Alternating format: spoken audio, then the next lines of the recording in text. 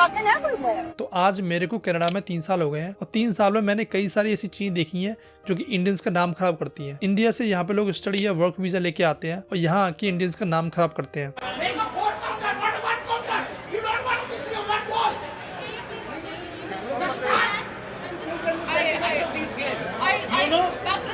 You can see that. It's crazy, you know? We take you to a baseball game and then you will realize that how it feels. Let's take you to NHL game.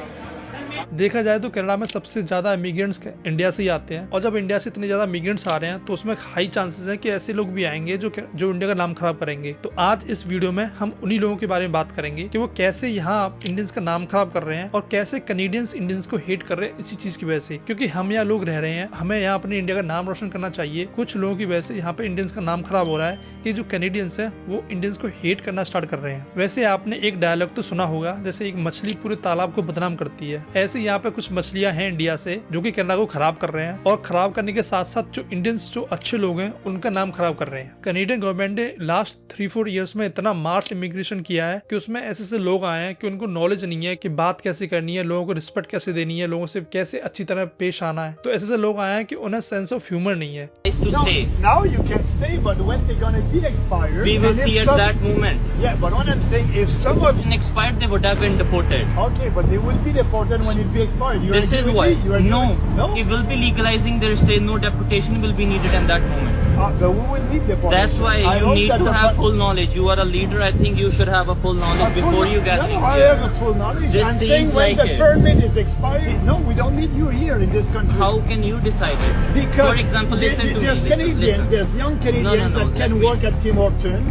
We Then need- they can. I'm not working at. तो India से लोग Canada में Canadian lifestyle enjoy करने आते हैं और इसमें कुछ ऐसे लोग भी होते हैं जिससे इंडिया का नाम मिट्टी में मिल रहा है। तो ये वीडियो मैं उन्हीं लोगों को डेडिकेट कर रहा हूँ जो यहाँ आके रूल्स का मजाक उड़ाते हैं। अभी कुछ हफ्ते पहले एक सोशल मीडिया पे एक वीडियो वायरल हुआ था जिसमें एक सरदार हाईवे पर ओवर स्पीडिंग कर रहा था और उसकी स्पीड थी 150 से 200 के बीच में। तो ये वीडियो उसने अपने सोशल मीडिया पर डाली।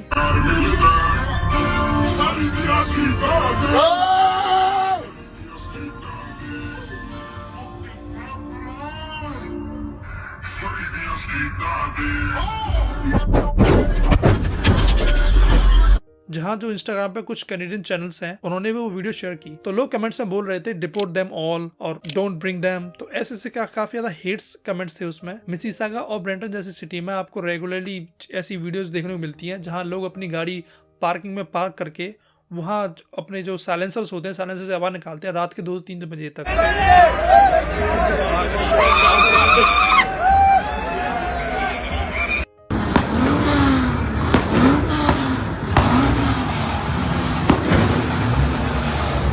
तो लोग उनकी कंप्लेन करते हैं, जो कनेडियंस हैं वो वहाँ रह रहे हैं तो वो रात के 2-3 बजे उठ जाते हैं, उनको डिस्टर्बेंस होता है। तो वो इन चीजों को नोटिस करते हैं, इन्हीं छोटी छोटी चीजों से वो स्टार्ट करते हैं ऐसे लोगों को हेट करना। तो जब 2-4 लोग इंडियन कम्युनिटी से ऐसी चीजें करते हैं तो जो कनेडियंस हैं वो पूरा ब्लेम इंडियंस को डाल देते हैं। इस तरह से जो इंडियंस की रेपुटेशन है बहुत खराब होती है। इसमें कोई दोहरा नहीं है कि इंडियंस काफी स्मार्ट होते हैं, उसके साथ साथ उनमें सेंस ऑफ ह्यूमर होना चाहिए कि वो जहाँ जा रहे हैं उनके रूल्स और रेगुलेशंस की रेस्पेक्ट करें। अपने गेस्ट के घर जाते हैं तो आप ट्राई करते हो कि उनके रूल्स और रेगुलेशन को प्रॉपर्ली फॉलो करने का, जिससे आप जितने टाइम के लिए वहां रहे आपका पॉजिटिव इम्पैक्ट ही वहां रहे। लेकिन सोचिए अगर आप गेस्ट के घर जाते हैं, वहां गंदगी फैलाते हैं, वहां बदतमीजी करते हैं तो क्या आप नेक्स्ट टाइम जा पाओगे? तो बस यही आप एक गेस्ट बन के आए हो। दूसरी चीज आती है यहाँ पे रेंट स्कैम्स में। यहाँ पे रेंट स्कैम भी काफी ज्यादा कॉमन हो जाते हैं ब्रेंटन और मिसिसागा एरिया में। वहाँ क्या होता है, लोग अपना रेंट डिपॉजिट करवाते हैं और डिपॉजिट करवाने के बाद लोग गायब हो जाते हैं। ये इंसिडेंट मेरे साथ भी हुआ था जब मेरी जॉब होंडा में लगी थी। तो मैं ब्रेंटन 1 महीने रहने के लिए गया था तो मैंने अपना एडवांस जो डिपॉजिट होता है वो मैंने ई ट्रांसफर कर दिया था। तो जब नेक्स्ट मंथ मैं अपना घर मूव कर रहा था ब्रेंटन में ही तो उन्होंने बोला कि हमें तो रेंट मिला ही नहीं। तो मैंने उनको अपना स्क्रीनशॉट भेजा फोन से कि मैंने आपको रेंट भेजा है। तो उन्होंने बोला नहीं हमें रेंट नहीं मिला। तो मैंने उनको वार्निंग दी कि मैं कॉल कर रहा हूँ पुलिस को कि मैंने आपको रेंट भेजा है। तो फिर उन्होंने 2 दिन में मेरे को रेंट बैक कर दिया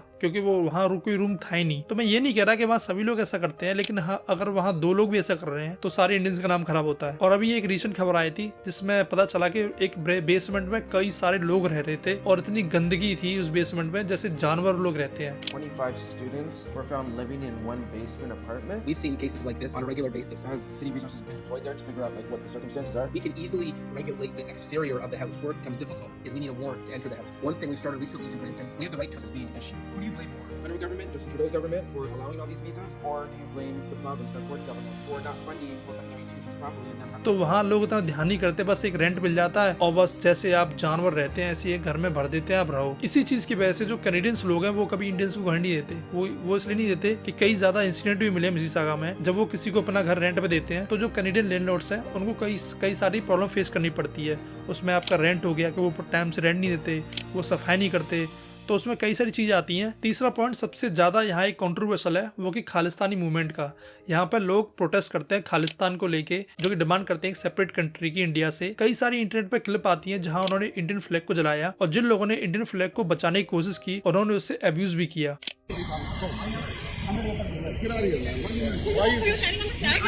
Yeah, we don't believe in that flag. What are you gonna do about it? Yeah, it's nothing. It's not your problem. Go.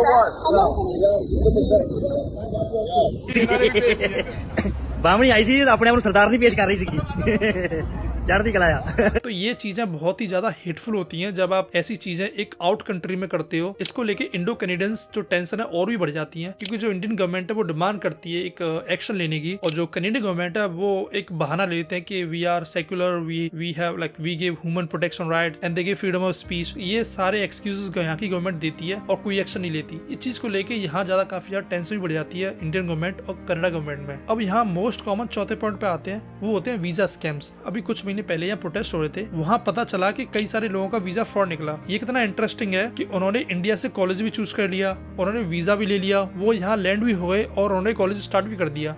लेकिन कनाडा गवर्नमेंट को पता चला कि ये तो वीजा फ्रॉड है। इसमें जो मेन एक्यूज था वो एक इंडिया की इमिग्रेशन कंपनी थी, उसका पूरा फ्रॉड निकला था। उन्होंने कुछ डॉक्यूमेंट्स में फ्रॉड किया था जिससे कनाडा गवर्नमेंट को बाद में पता चला और कनाडा गवर्नमेंट ने डिसाइड किया कि वो उन सारे लोगों को इंडिया डिपोर्ट कर देंगे। लेकिन काफी ज्यादा लोगों ने प्रोटेस्ट भी किया और कनाडा गवर्नमेंट ने फिर बाद में उनको वीजा दे ही दिया। लोग अपने विजिटर स्टडी वीजा लेके आते हैं और यहाँ आके रिफ्यूजी बन जाते हैं। यहाँ रिफ्यूजी बन के कनाडा को तो पीआर देनी है, तो गवर्नमेंट को उनको पे करना पड़ता है, उनके खर्चे उठाने पड़ते हैं। और उनके खर्चे कहाँ से आते हैं? जो लोग यहाँ पे टैक्स पे कर रहे हैं। तो यहाँ पे इतनी ज्यादा वीजा फ्रॉड्स होंगे तो फिर जो कैनेडियन गवर्नमेंट है वो एक एक्शन लेगी। जो इंडियन पासपोर्ट होल्डर्स होते हैं उनके लिए काफी ज्यादा ये स्टेप और स्ट्रिक्ट कर देंगे, उनका प्रोसेस काफी ज्यादा स्ट्रिक्ट हो जाएगा। पांचवा पॉइंट आता है यहाँ पे जो गैंग एक्टिविटीज है वो काफी ज्यादा बढ़ चुकी है। जहाँ पे वॉयलेंस है वो पहले से ज्यादा बढ़ चुका है। जो यहाँ पे कई बार इंडियंस का नाम आता है फ्रॉड में, जैसे वीजा फ्रॉड हो गए वो हमने पहले डिस्कस कर लिया है। यहाँ पे जो ड्रग्स हो गए उसमें काफी ज्यादा शामिल होते हैं, गन्स हो गई उसमें उनका नाम आता है, रॉबरीज हो गई, जो कार थेफ्ट हो गई उसमें कहीं ना कहीं आपको हर जगह नाम उनका मिलेगा। अगर कंक्लूजन की बात करें तो हर इंडियन ऐसा नहीं होता, मोस्टली इसमें से हार्ड वर्किंग होते हैं और अपने कंट्री का नाम रोशन करते हैं, रेस्पेक्ट अर्न करते हैं और अपने इंडिया और कनाडा